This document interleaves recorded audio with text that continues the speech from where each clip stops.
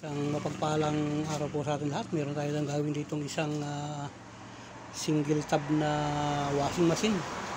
Yan ay higher. Yan. Higher ang tatak niya. Ayan.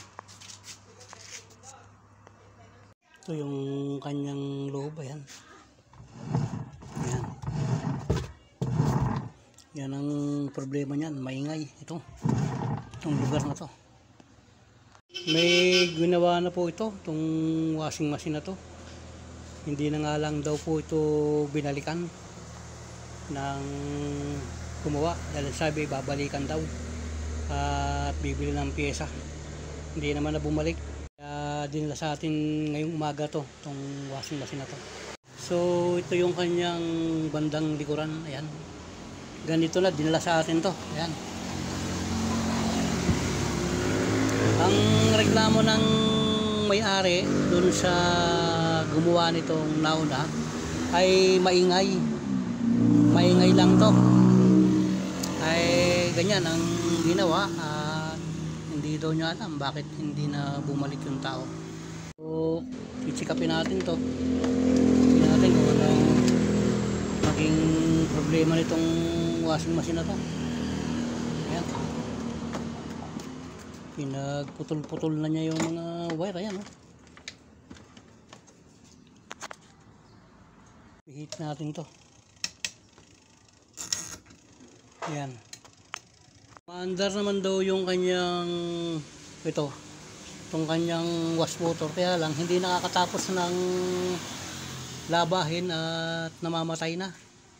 So tingnan natin bakit namamatay to. Kaya siguro pinutol to, baka tiningnan na yung timer. So tichikin natin itong timer. Nilalagay lang natin sa buzzer itong ating ammeter para yan ang ating magiging basihan. So yan. Bali itong red, ito yung linya. Yan. Talupan natin to. Bali ito magiging linya niya. Itong dalawang yellow, yan yung pipiano. So yun ang ating titingnan. Kuhaan natin yung linya. Ito. So yan.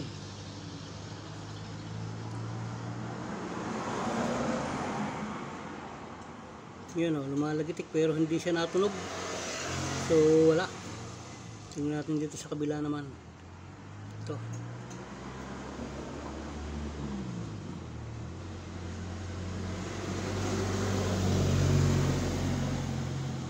So ibig sabihin sira yung timer natin. Yan o. Natunog siya yo. Pero dito wala. Lumalagitik naman doon sa itaas pero hindi siya tumutunog. Ibig sabihin sira yung timer na yan. Papalitan natin. Ayan. Tanggalin na rin itong kanyang calculator. May transfer siya dito eh. Kailangan tanggalin natin yan. Yun o. Madali na yan. Natanggal natin sa likod. Kakalas na yan. So, tanggalin natin yung mga screw. Yan. Yun. Ayan na siya. Yan ang papalitan natin. Itong mga ganitong gearbox, yung iba bulaklak to eh. Ito kudrado lang. Yan. Merong iba bulaklak ito. Bibilangin mo kung ilan ang gitli niya. Yun ang bibilhin mo. So bibilhan natin ng bago to. So ito yung ating gearbox. Yan yung gearbox natin. Kakabit na natin to.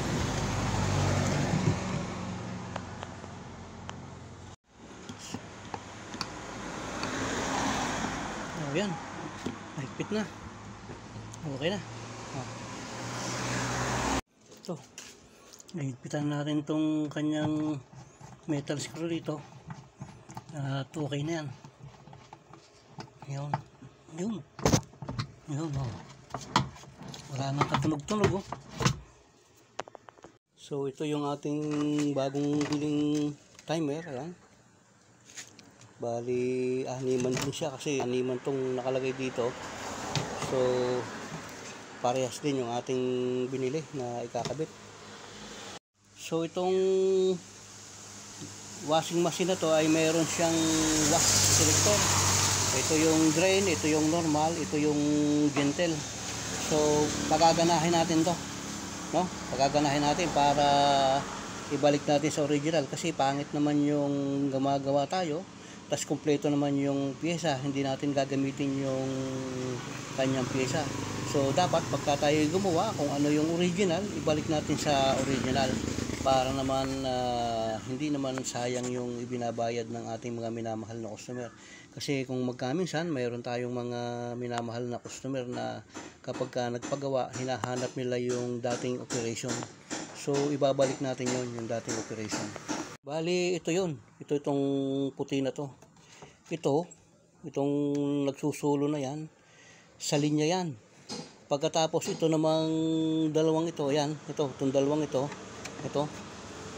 Ito yung sa high and low niya. Yan yung high and low. Kung gusto mo ng gentle, gusto mo ng normal. Itong dalawang wire na yan na nakalagay doon sa tabi na yon. Okay. At pagkatapos, dito naman sa ating switch, ito yung linyang tatakbo sa baba. Yan. Tapos ito yung tatakbo dito sa linya. Itong nagsusulong ito. Dito tatakbo yan. Yan. Pagkatapos, itong dalawang ito. So, ito na yung ating bagong timer. Yan. Yan ang connection niya. Itong sa gawing tabi na to, yan, sa kaliwa, yan, tumuloy ito dun sa line sa baba. Tapos ito namang kanyang dalawang ito, tumuloy naman sa dito. Ito, linya to, yan, line yan. Pagkatapos itong nasa tabi, ito magkabilang tabi na yan, yung isa nyan dun sa loob na yon. Tapos ito namang isang ito dito sa asul. Ayan, dyan siya. So ayan ang connection yan sa dalawang tabi. Doon siya nagpunta sa dalawang ilalim na yon. Ayan. Okay. Pagkatapos ito namang dalawang ito naman yung pupunta doon sa baba sa capacitor. Yung dalawang ito. Ayan. So ganyan lang ang connection. Ayan, itaas natin para makita nyo. So ayan, ito linya sa baba, ito tumakbo doon sa selector switch. Tapos itong dalawang ito nasa tabi nito, ito yung dito high and low yan. Yan yung normal at saka yung gentle, yung dalawang yan. So ganun lang. Tapos itong dalawang ito punta na sa capacitor. So okay na yan. So dito sa paglalagay ng ating selector switch, ito nakikita nyo itong lugar na yan. Yan yung starting niya. Tatakbong papunta rito yan. Pagkatapos pagka naglalaban na siya, babalik siya dito, back to zero. So ganyan yan. Ayan. Ito, dito tayo nagsimula sa off, papunta rito. So ito lugar na to, off, papunta dito. So yan ang magiging kasanyan dyan. Ayan, ganyan ang magiging tayo nyan. Yan. Yan ang magiging forma niyan. Pagka nakalagay na tayo sa likod, yan ang magiging forma. So lalabas na itong mga wire nasa ibabaw. Ayan o.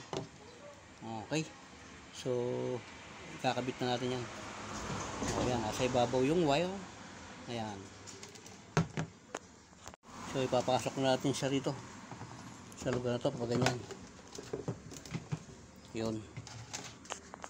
So dahil nga siya hindi pumasok dito, yan, hindi siya papasok, ang gagawin natin, bibiyakin natin to. Yan, bibiyakin lang natin, pilitan lang natin ng kutsilyo, biyakin natin yung lugar na yun para magkaroon ng space yung ating pin. So ayan. So yun, pumasok na siya, yun o, lapat na lapat. So tanggal natin, kakabit natin. Ang ginawa ko muna dyan, ipinasok ko muna to. Ayan, bago ko itinuryo kasi kapag kayan itinuryo in-screw mo agad doon nang hindi mo muna inuna to, sasabit yan, malamang titigil yan. Kaya ang gagawin natin, iuun natin to bago natin i-screw para malaman natin kung tumatakbo siya. Ayan, katulad yan, oh. Tumatakbo na yan. Yan, narinig nyo yung lagutok, di ba? Nalagutok na siya. Ibig sabihin, hindi sumabit yung ating knob dun sa pagkakalagay natin sa likod. Experience ko na kasi yan nung dati. Inuuna ko yung ni-screw. Pagkatapos pag inilagay ko tong knob, ayaw tumakbo. Wala, sumabit. Kaya ang ginagawa ko ngayon, ipinapasok ko na muna yung knob bago ko i-screw. Tapos yun kung ganyan. O, yan. Ganda ng operation niya. Hindi sumasabit.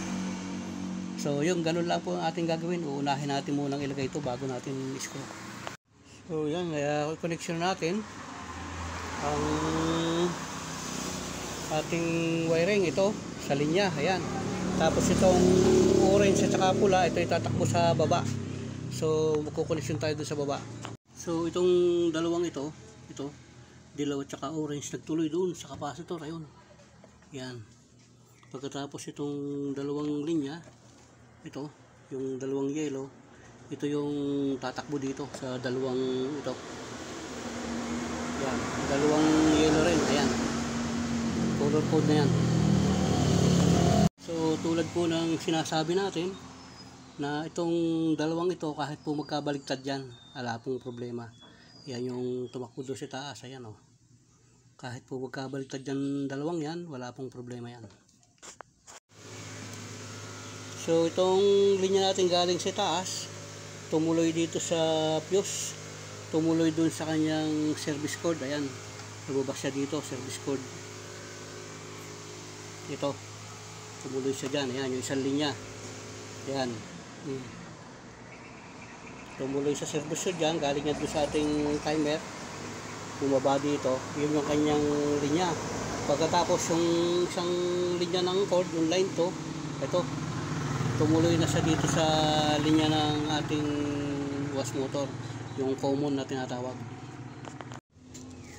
So papanda rin natin, i-plug natin, i-switch na natin doon sa taas.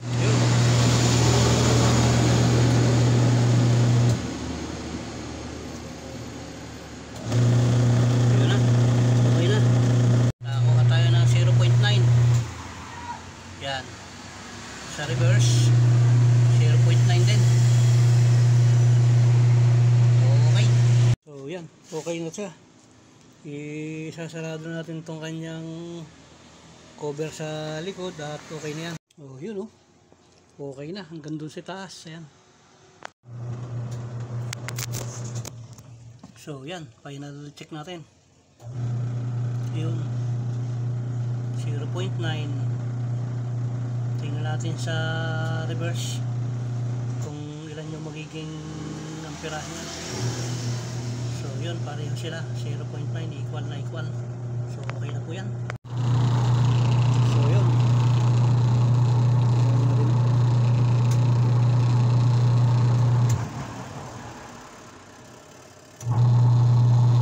yan, okay na yan.